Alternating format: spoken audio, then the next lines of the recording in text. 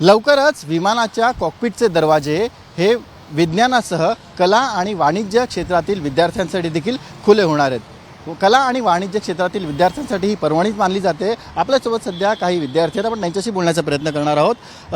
आपण आत्ताच ऐकलं की DGCAने एक असा नवीन प्रस्ताव दिलेला आहे ज्यामध्ये कला आणि वाणिज्य क्षेत्राचे जे विद्यार्थी असतील 12वीपर्यंत त्यांना देखील वैमानिकाचं ते शिक्षण घेऊ शकतात। आधी फक्त सायन्सच्या विद्यार्थ्यांना ही मुभा होती। काय वाटतं की चांगला निर्णय?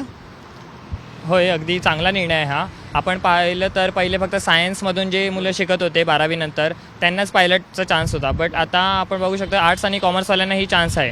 आणि तुम्ही म्हणण्याप्रमाणे DGCA ही एक मोठी शाखा आहे आणि मंत्रालयाकडे सुद्धा ह्याबद्दल खूप साऱ्या मागणी गेलेल्या आहेत, आता आपण सध्या पाहतोच। आणि त्या मागण्या मला वाटतं खूप उपयुक्त ठरतील येणाऱ्या पिढीसाठी, जेणेकरून आपण बघू शकतो की सर्वांनाच अफोर्डेबल नसतं पायलटचा खर्च, त्यामुळे आपण दुसऱ्या स्ट्रीममधून जरी त्याचं शिक्षण घेतलं तरी ते आपल्यासाठी खूप एक चांगलं असतं।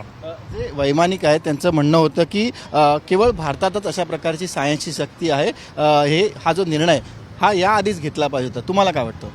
हो, हे सायन्स आता फक्त सायन्स आहे किंवा कॉमर्स दोन्ही पायलट बनू शकतात दोन्ही फील्डमध्ये जाऊन, बट हा निर्णय त्यांनी खूप आधीच घेतला पाहिजे होता। बट काही हरकत नाही, त्यांनी आता घेतला आहे, हे चांगलंच केलेलं आहे त्यांनी निर्णय।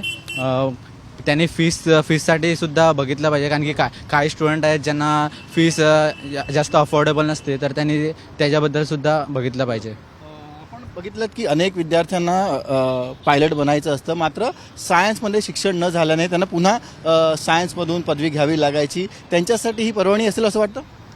हां, असेलच, कारण सायन्समध्ये बघितलं तर फक्त इंजिनियर किंवा डॉक्टर किंवा हे असं बनायचे, पण आता आपण कॉमर्समधनं एवढ्या अपॉर्च्युनिटी नाही भेटायच्या, पण आता त्या अपॉर्च्युनिटी वाढायला लागल्या आहेत। आता आपण सायन्स न घेता पायलटसुद्धा बनू शकतात। ही एक नवीन अपॉर्च्युनिटी आहे स्टुडंटसाठी, आणि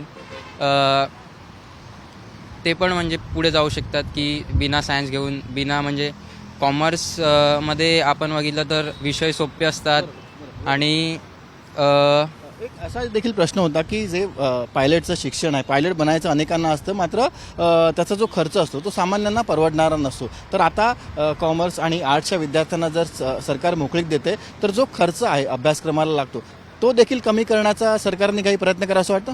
हो, कारण की काही स्टुडंट आहेत ज्यांना पुढे पायलट वगैरे बनायची इच्छा असते, बट त्यांच्या काही फॅमिली इश्यूज किंवा पैशांच्या इकॉनॉमिकल इश्यूजमुळे त्यांना करता नाही येत। तर यावर सरकारने नक्कीच काहीतरी हे इश्यू सॉर्ट केला पाहिजे, किंवा काहीकांना म्हणजे स्कॉलरशिप वगैरे या गोष्टीवर त्यांनी लक्ष दिलं पाहिजे। ज्यांची खरोखरच मनापासून इच्छा आहे शिकायची, त्यांना ऑपॉर्च्युनिटी दिली पाहिजे शिकायची। विद्यार्थ्यांशी आपण संवाद साधला। एकीकडे सगळ्यांनीच या निर्णयाचं स्वागत केलेलं आहे, मात्र वैमानिक बनायला जो काही खर्च होतो तो खर्च देखील कमी करून सामान्यांना कशा प्रकारे हे शिक्षण परवडेल याकडे देखील सरकारने लक्ष देण्याची गरज असल्याचं इकडे विद्यार्थ्यांनी सांगितलेलं आहे। व्हिडिओ जर्नलिस्ट विक्रम सावंत, सचिन गाड, साम TV, मुंबई।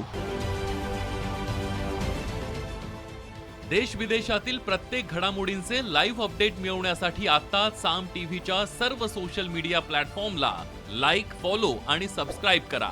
तसंच सर्व नोटिफिकेशनसाठी बेल आयकॉन प्रेस करायला विसरू नका।